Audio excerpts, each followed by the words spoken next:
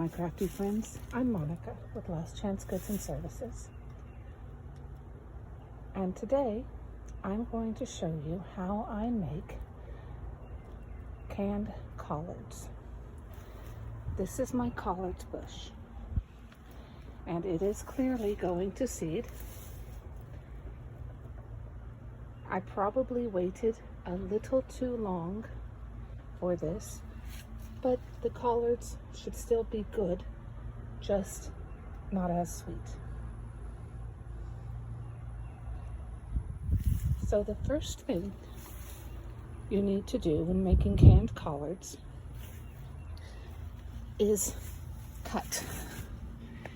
I live in zone 8B, and this plant loves it. So I can cut back as aggressively as I want.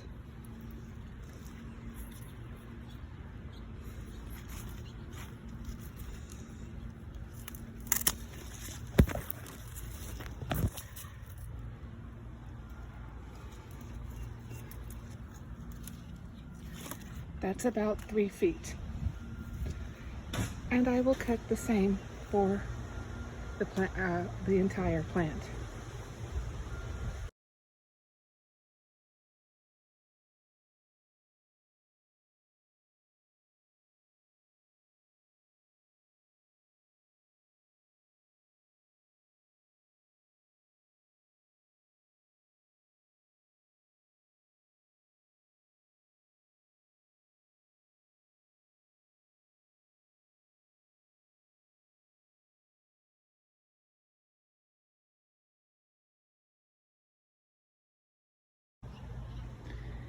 As you can see, the collard plant has been cut back correctly now.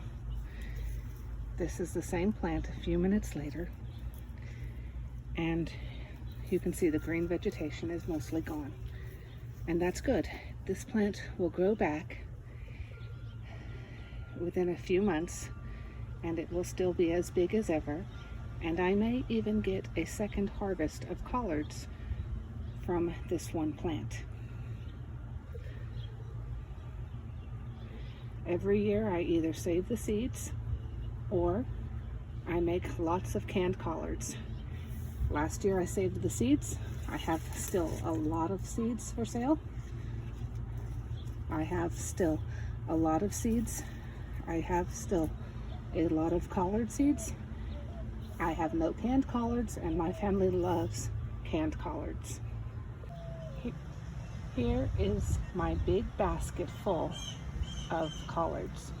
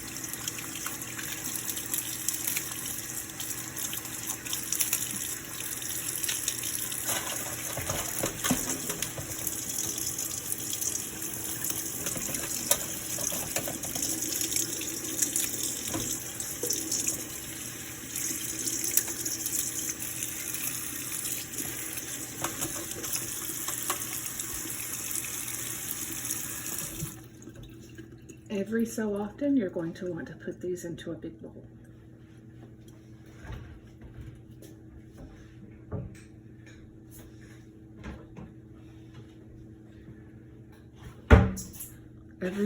Every so often, you're going to want to put these into a big bowl, like this one. This is because you do not want the dirt to be trapped on the leaves beneath. And simply begin again.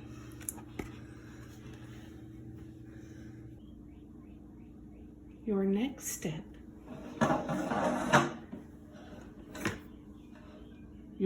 step is to cut your collard greens. Now, while you're doing this, you should probably be preparing your jars. Please see my video on how to prepare your jars. A lot of people are not sure about how to handle collard greens. So I'm going to make this very clear. Everyone likes eating the leaves.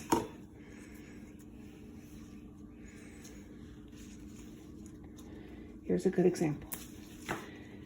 Everyone likes eating the leaves. So you're going to want to take the leaf and cut it very finely. Some people will separate the leaves and then use a food processor. That's completely fine. My food processor doesn't always like to cut leaves, so I don't always use it. And you're going to want to put the cuttings inside a bowl, a big bowl. For the florets and for the stalk here, if you cook these enough, they are edible, but they are very difficult to eat. And a lot of people don't like them. They just like the leaves. So this is your choice. If you want to eat the stalk and the florets, I recommend that you can them and eat them separately. I just wanted to show you that this is several hours later, and that big basket of collards yielded 2 big bowls of leaves and 2 bags. You can see here, 2 bags of byproduct, the stalks and the seeds. And you are listening to my pest control and fertilizing team. They are not happy and they want to be outside, so let me put them outside. Pest control and fertilizer, numbers 1, 2, and 3. Number 4 is around here somewhere. Set your temperature to medium to low. Pour in your oil.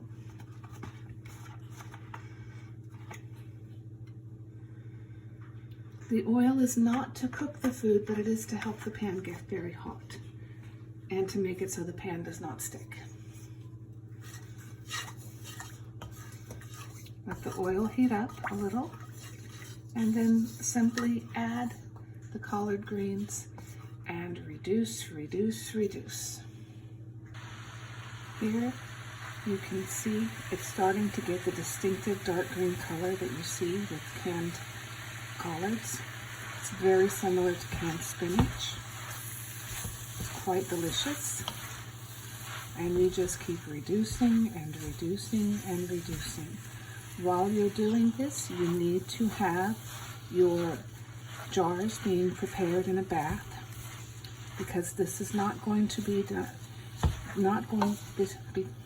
While you're doing this, you need to have your jars being prepared in a bath, because you will not be canning these with vinegar or with any other brine. You will be using oil for these. But you can see it reduces down fairly quickly now. And you get all the beautiful distinctive colors that you see in traditional collards. I'm going to turn off the camera now, and next I'll show you what you need to be doing.